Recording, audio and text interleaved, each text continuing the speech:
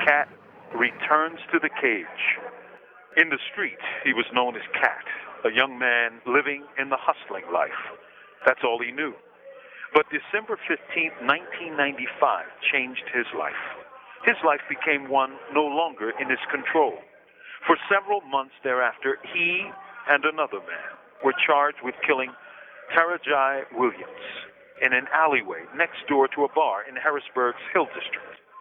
Although he wasn't charged with actually killing Williams, police claimed he was the lookout while another man shot him. Except to this day, not a single witness has ever said he saw him do so. In fact, just hours after Williams' body was found, one eyewitness named 3 other men as the killers, men who, although identified, were never charged. They had who they wanted, Lorenzo Johnson, a.k.a. Cat, and like a pit bull on a pork chop, they wouldn't let go. Uneducated, street smart, but not book smart, in fact, illiterate, Johnson was in over his head.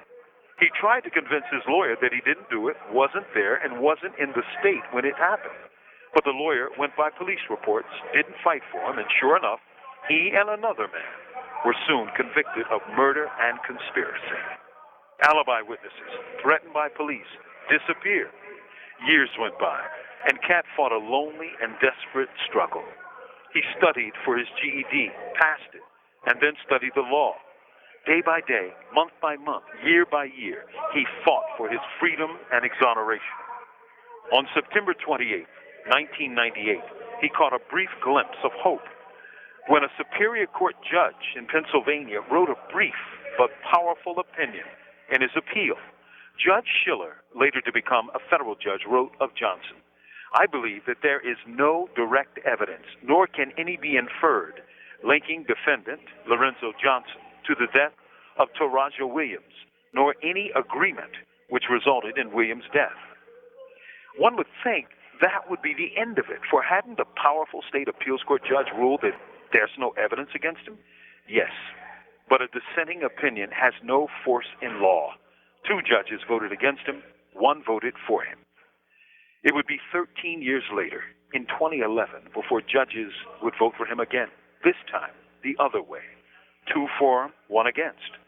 On October 4th, 2011, the Third Circuit Court of Appeals ruled much like Schiller had done over a decade before, declaring an insufficiency of evidence, the equivalent of an acquittal.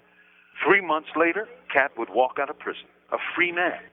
But the end is not written, for despite having filed a late cert petition by the DA months later in an unsigned per curiam opinion, without briefs and without oral argument, the Supreme Court reversed the Court of Appeals and reinstated this evidence-free conviction.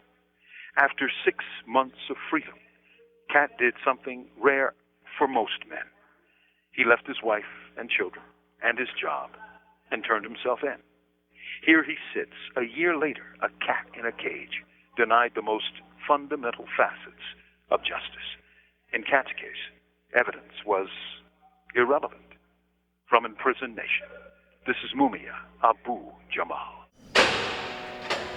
These commentaries are recorded by Noelle Hanrahan of Prison Radio.